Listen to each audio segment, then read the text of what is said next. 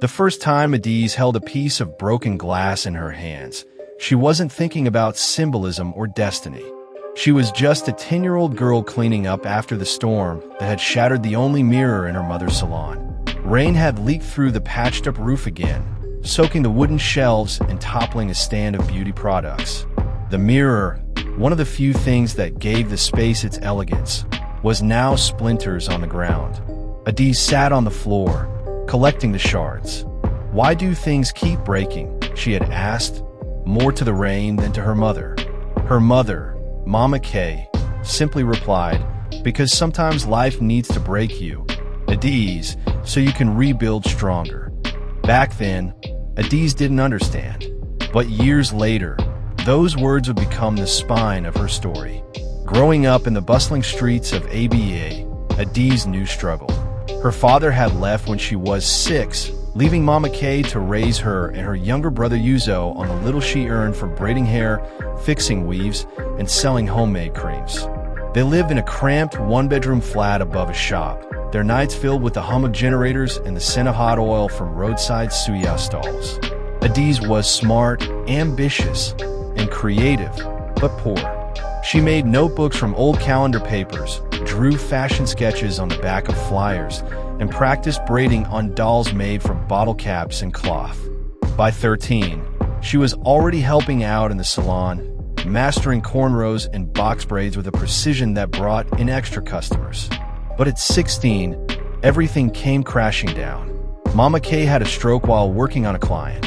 One moment she was laughing about a Nollywood film. The next, her face twisted and she slumped to the ground. The diagnosis was grim. Partial paralysis. No more standing for long hours. No more salon work. Adiz became the breadwinner overnight. She tried to keep the salon running after school, but the bills kept piling up. Rent, medication, school fees for Yuzo. It was too much. Eventually, she had to drop out of school. Her dreams of becoming a fashion designer felt like cruel jokes now. She packed them into an old shoebox under her bed, telling herself, "Not now. Maybe not ever." One night, after another exhausting day, Adiz was walking home when she saw a group of women sitting around a table made of planks and crates. They were laughing, sewing, talking about patterns. She stood silently in the shadows until one of them noticed her. "You want to join?" the woman asked. That was how Adiz found the Sew Sisters, a community of tailors and designers in the neighborhood who taught each other for free. They shared fabric scraps, patterns, and life advice. One woman, Auntie Chioma, took special interest in Adiz. "You have fire in you," she said, examining one of Adiz's sketches. "This is not child's play." Under Auntie Chioma's guidance, Adiz learned to sew with precision. She practiced every night on a second-hand machine borrowed from a neighbor, cutting patterns out of old bed sheets and curtains. By 18, she was designing simple dresses and selling them in local markets. Her first client was a woman who wanted an outfit for her daughter's naming ceremony. Adiz stayed up all night stitching the Ankara dress, praying every seam would hold. It did. The woman cried when she saw it. "You made this from scratch."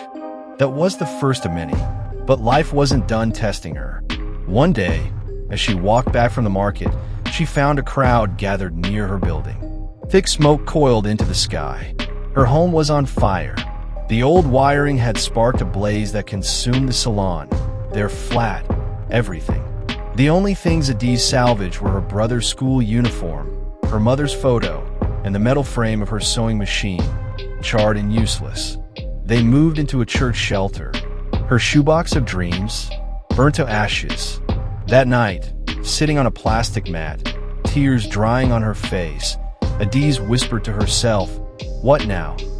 Yuzo, now 14, held her hand. "We'll start again, right?" His voice cracked, but his eyes held belief. And that was the moment. Adiz realized something powerful. She was still here.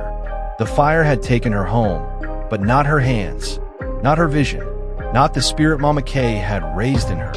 She took on any job she could find, cleaning, laundry, delivery runs, while saving every naira she could.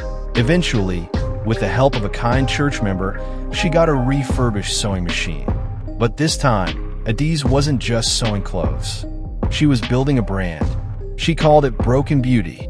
Her first collection featured patchwork dresses made from leftover fabric, every stitch a story of resilience.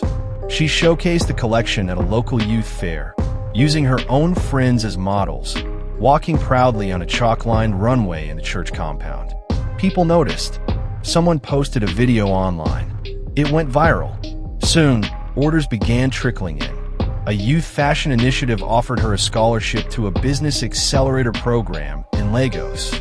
There, Adiz learned about branding, digital marketing, and pitching investors. At 23, she launched her own small fashion house in ABA, built from broken pieces. The name was more than branding, it was testimony. The walls of her shop were decorated with framed pieces of the broken mirror from her childhood. Her first sewing machine, now mounted like art, reminded her of everything she'd come through. Yuzo was now in university, studying computer engineering, his fees paid in full by his sister's business. Mama Kay, though still unable to walk without support, sat proudly at the entrance of the shop every day, greeting customers and telling anyone who'd listen, "That's my daughter." She turned brokenness into beauty.